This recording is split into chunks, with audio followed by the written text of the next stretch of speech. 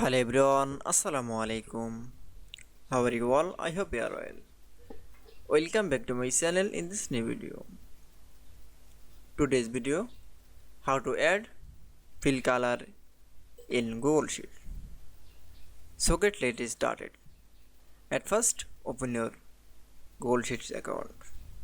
Firstly, then show the Google Sheets is the page.